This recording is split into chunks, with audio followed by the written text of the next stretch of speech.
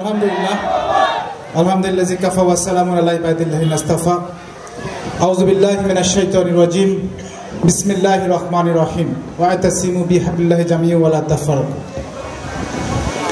কাহালু উপজেলার নরহট্টা ইউনিয়নের নিশ্চিন্তপুর গ্রামের 5 এবং 6 নম্বর ওয়ার্ডের আজকের এই প্রোগ্রামের সম্মানিত সভাপতি, প্রিয় পরিচালক, এখানে উপস্থিত জামায়াতে ইসলামের কাহালু উপজেলা ইউনিয়নের বিভিন্ন স্তরের নেতৃবৃন্দ এবং আমার সামনে উপস্থিত যাদেরকে নিয়ে এই প্রোগ্রাম, অত্র এলাকার মুসল্লিবৃন্দ এবং যারা উপস্থিত আছেন সবাইকে আমার পক্ষ থেকে শুভেচ্ছা এবং সালাম। আসসালামু আলাইকুম ওয়া রাহমাতুল্লাহ।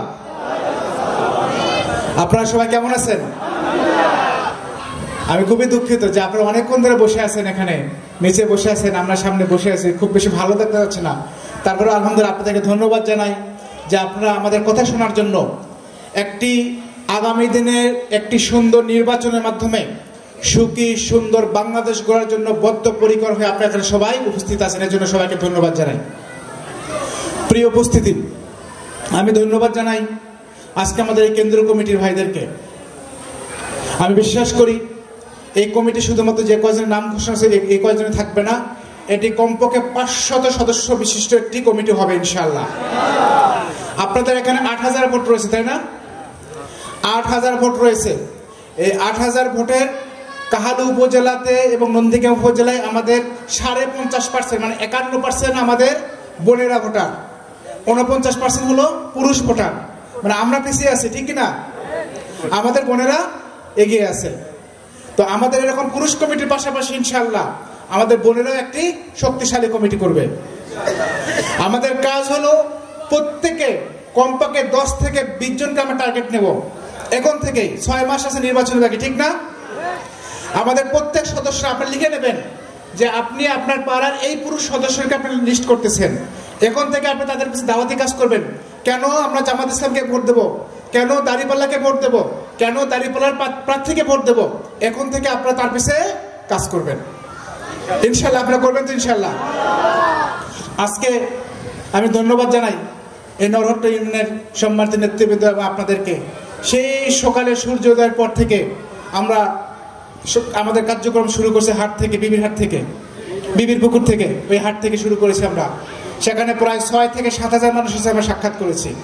এরপরে সারাদিন এই ইউনিয়নের বিভিন্ন গ্রামে গঞ্জে বাজারে আমরা গিয়েছি। অন্তত 10,000-এর অধিক মানুষের সাথে আজকে আমরা মোলাকাত করেছি আলহামদুলিল্লাহ। প্রিয় উপস্থিতি, আজকে আমাদের কেন্দ্রীয় কমিটিগুলো আমাদের একটা বিষয় বলেছে আমরা ভাগ ভাগ করে নেব, ঠিক কিনা? এরপরে আমাদের বয়স ভেদে হবে, আমাদের মহিলাদের জন্য কমিটি হবে, যুবকদের জন্য প্রয়োজন আমাদের প্রয়োজন আরেকটা কমিটি হবে। আমাদের কেউ আমাদের এখান থেকে বাদ যাবে না। আমাদের প্রত্যেককে টাস্ক করতে হবে, আমাদের প্রত্যেককেই বুঝাতে হবে কেন আমরা ভোট দেব। আমরা পারবো তো ইনশাআল্লাহ? ইনশাআল্লাহ। প্রিয় উপস্থিতি, কিন্তু আমি কেন ভোট চাবো? মানুষ কেন আপনাকে ভোট দেবে? মানুষ কেন জামাত ইসলামীকে ভোট দেবে? বাংলাদেশকে আর অন্য রাজনৈতিক দল আছে না? তাদেরকে ভোট না দিয়ে আপনাকে কেন ভোট দেবে? এ প্রশ্ন করবে না? প্রিয় উপস্থিতি, আমরা ব্যক্তির চেয়ে দল বড়, দলের চেয়ে দেশ বড়। সবার আগে কি? দেশ। আমরা এই দেশের জন্য 190 বছর আমরা লড়াই করে 1947 সালে প্রথম স্বাধীন হয়েছিলাম। এরপর আমরা 1971 সালে স্বাধীন হয়েছিলাম, ঠিক কিনা? কিন্তু স্বাধীনতার এই 54 বছরে যে জন্য আমরা বারবার রক্ত দিয়েছিলাম, বারবার আমরা জীবন দিয়েছি, বারবার জীবন বাজি রেখে লড়াই করেছি, কিন্তু আমাদের সত্যিকারের সুখ শান্তির আসে নাই। তাই তো 2024 সালে আবারও আমরা রক্ত দিয়েছিলাম। কিন্তু যে কারণে রক্ত দিয়েছিলাম 2024 সালে, সেই স্বপ্ন কি আমাদের পূরণ হয়েছে? সেই দুর্নীতি কি মুক্ত হয়েছে? সেই টেন্ডারবাজরা কি হারিয়ে গেছে? সেই চাঁদাবাজরা কি হারিয়ে গেছে? আমাদের আগামী নির্বাচন হবে 24-এর অসমাপ্ত বিপ্লবকে জামাত ইসলামকে বিজয়ী করার মাধ্যমে একটি সুখী সুন্দর বাংলাদেশ গড়ার নির্বাচন। আমরা প্রত্যেকে সেই নির্বাচনের জন্য কাজ করবো তো ইনশাআল্লাহ। প্রিয় উপস্থিতি, আমরা জামাত ইসলাম কি চাই? আজকে যারা আমাদেরকে পছন্দ করে না, কিংবা আমাদের পার্শ্ববর্তী একটি দেশ মানুষকে ভয় দেখাতে চায়, জামাত ইসলাম ক্ষমতায় আসলে বাংলাদেশ কি হবে? আফগানিস্তান হয়ে যাবে, তাই বলে কিনা? তারা আমাদেরকে ভয় দেখায়। বাংলাদেশে 3 পাশে হিন্দু রাষ্ট্র রয়েছে,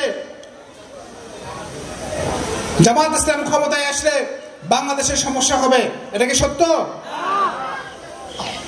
জামাত ইসলামের বাংলাদেশের স্বাধীনতার সার্বভৌমত্ব রক্ষার একটি মেরুদণ্ডের নাম। বিভিন্ন রাজনৈতিক দল বারবার বাংলাদেশকে পথভ্রষ্ট করেছে, জামাত ইসলাম দেশের মানুষকে সত্যিকার পথে নিয়ে আসার জন্য কাজ করেছে। প্রিয় উপস্থিতি, আজকে জামাত ইসলাম কেন কাজ করছে? জামাত ইসলাম ধর্মীয় মূল্যবোধের ভিত্তিতে মানবিক একটি কল্যাণ রাষ্ট্র তৈরি করতে চায়, যে কল্যাণ রাষ্ট্রে দুর্নীতি থাকবে না, যে কল্যাণ রাষ্ট্রে চাঁদাবাজ থাকবে না, যে কল্যাণ রাষ্ট্রে আমার বোনকে ঘর থেকে বের হওয়ার পর কেউ ডিস্টার্ব করবে না, যে কল্যাণ রাষ্ট্রে 100 টাকার কাজকে রাস্তার জন্য দিলে কাজ করতে করতে 20 টাকা এসে ঠেকবে না। আমাদের খুবই দুঃখ লাগে, পৃথিবীতে অনেক অসভ্য জাতি ছিল যারা শুধু মারামারি কাটাকাটি করত। এই যে জাপানের নাম শুনছেন না? জাপান দ্বিতীয় বিশ্বযুদ্ধের সময় তারা এমন কোন জায়গা নেই তারা আক্রমণ করে নাই। এই যে আমাদের এলাকায় চট্টগ্রামে দেখুন ওয়াইয়ার সিমেট্রি আছে, অনেকগুলো কবর আছে, এখানেও তারা আক্রমণ করেছিল। জাপানের মতো একটা যুদ্ধবাজ জাতি পৃথিবীতে একটা শান্তির প্রিয় জাতি হিসেবে পরিচিত, ঠিক কিনা? তারা অর্থনৈতিক উন্নয়ন করেছে না? কত ক্ষেত্রে উন্নয়ন করেছে।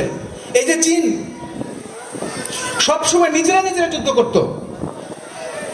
চীন আমাদের চাইতে 70 গুণ বড় প্রায়। সেই চীন কোথায় এগিয়ে গেছে? এই যে আমার বাড়িতে যে আসবাবপত্র আছে তার অনেক কিছু মেড ইন চায়না লেখা। তাহলে আমরা কেন পারছি না? এত বড় বড় দেশ এত জায়গায় উঠে যাচ্ছে, আমরা কেন পারছি না? আমাদের সমস্যাটা কি? আপনি যদি দেখেন এই 54 বছরের সমস্যা কি? এই 4-5টা হাতে গোনা সমস্যা, আর কোনো বড় সমস্যা নাই। আমাদের 1 নাম্বার সমস্যা কি? দুর্নীতি। 1 নাম্বার সমস্যা দুর্নীতি। রন্ধে রন্ধে দেশে দুর্নীতি ঢুকে গেছে। এদেশের একজন সরকারি কর্মকর্তার ড্রাইভারও 100 কোটি টাকার মালিক হয়। একটা ছাত্র সংগঠনের জেলা সভাপতি 2000 কোটি টাকা পাচার করে। আমরা কি অসভ্য একটা দেশে বসবাস করছি? অথচ অমুসলিম অনেক দেশ রয়েছে যে দেশের প্রধানমন্ত্রীরা প্রধানমন্ত্রী থেকে বিদায় নেওয়ার পরে তার একটা ভাঙ্গা ঘরে বসবাস করে, তার আগে যে ঘরটা ছিল। আমরা মুসলমান হয়ে কেন পারছি না? জামাত ইসলাম সেই কল্যাণ রাষ্ট্র তৈরি করতে চায় যে কল্যাণ রাষ্ট্রে কোনো দুর্নীতি থাকবে না। আমরা কি দুর্নীতিমুক্ত দেশ চাই কি চাই না? এরপর আমাদের কি সমস্যা দেশে? আমাদের প্রতিটি সেক্টরে সিন্ডিকেট রয়েছে। সিন্ডিকেট ছাড়া চলে না। বাজারে আমাদের গ্রামে গঞ্জে সমস্যা কম, শহর বলতে দেখা যায় আজকে খাবারের দাম, একটা খাবারের দাম 10 টাকা, আগামীকালকে 15 টাকা হয়ে গেছে। কারণ সিন্ডিকেট এমন এক কাম করছে যে জিনিসপত্রের দাম বেড়ে গেছে। আজকে সরকার কাজ করবে, এলজিডির কাজ করবে, গভর্নমেন্টের কাজ করবে, এই কাজ করবে, ও কাজে বিভিন্ন প্রজেক্ট আসছে। এমন সিন্ডিকেট রয়েছে, এই সিন্ডিকেটের কারণে মানুষ সত্যিকার কাজ পাচ্ছে না। জামাত ইসলাম আগামী নির্বাচনে বিজয়ের মাধ্যমে সিন্ডিকেট মুক্ত একটি বাংলাদেশ তৈরি করতে চায়। আমরা চাই কিনা সে বাংলাদেশ? প্রিয় উপস্থিতি, আমি বিশ্বাস করি এখানে শুধু যারা জামাত ইসলামকে ভালোবাসে তারা না, জামাত ইসলামকে বাহির জামাত পছন্দ করে কিংবা করে না তারাও অনেক এখানে আছেন। আমাদের ধর্ম আলাদা হতে পারে, আমাদের দলগত বিশ্বাস আলাদা হতে পারে, আমাদের আদর্শ হতে পারে, কিন্তু 4-5টা বিষয় রয়েছে দেশের জন্য, আমাদের সেই বিষয়গুলোতে একমত হওয়া দরকার। আমরা তো দেশের জন্য ঐক্যবদ্ধ হতে পারি, আমরা যদি দুর্নীতিমুক্ত সমাজ করার জন্য ঐক্যবদ্ধ হতে পারি, আমরা যদি চাঁদাবাজ মুক্ত সমাজ করার জন্য ঐক্যবদ্ধ হতে পারি, আমরা যদি সিন্ডিকেট মুক্ত সমাজ করার জন্য ঐক্যবদ্ধ হতে পারি, তাহলে ইনশাআল্লাহ এই বাংলাদেশকে কখনো পিছিয়ে যাবে না, আগামীতে অনেক দূরে এগিয়ে যাবে ইনশাআল্লাহ। ইতিমধ্যে অনেকে আপনার বক্তব্যে বলেছেন। আপনারা জানেন আমি নিজেও 1 মাস আগে তুরস্কে ছিলাম। তুরস্কের একটা সরকারি বিশ্ববিদ্যালয়ের আমি অ্যাসিস্ট্যান্ট প্রফেসর ছিলাম। আপনাদের ভালোবাসা বাংলাদেশ জামাত ইসলামের নির্দেশনায় আমি এই দেশে চলে এসেছি।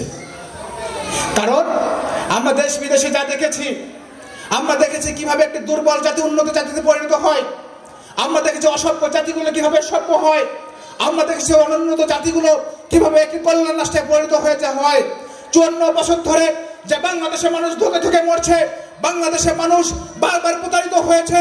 আগামী নির্বাচনে বাংলাদেশের জনগণকে সাথে নিয়ে, আমাদের হিন্দু বৌদ্ধ মুসলিম সবাইকে সাথে নিয়ে, নারী পুরুষ সবাইকে সাথে নিয়ে, শিশু বৃদ্ধ যুবক তরুণ, যে দেশের 24 বিপ্লবীরা তরুণরা রক্ত দিয়ে এদেশকে নতুন করে স্বাধীন করেছে, আমরা সবাইকে সাথে নিয়ে আগামী দিনে একটি সোনার বাংলাদেশ করবো আগামী নির্বাচনের মাধ্যমে ইনশাআল্লাহ।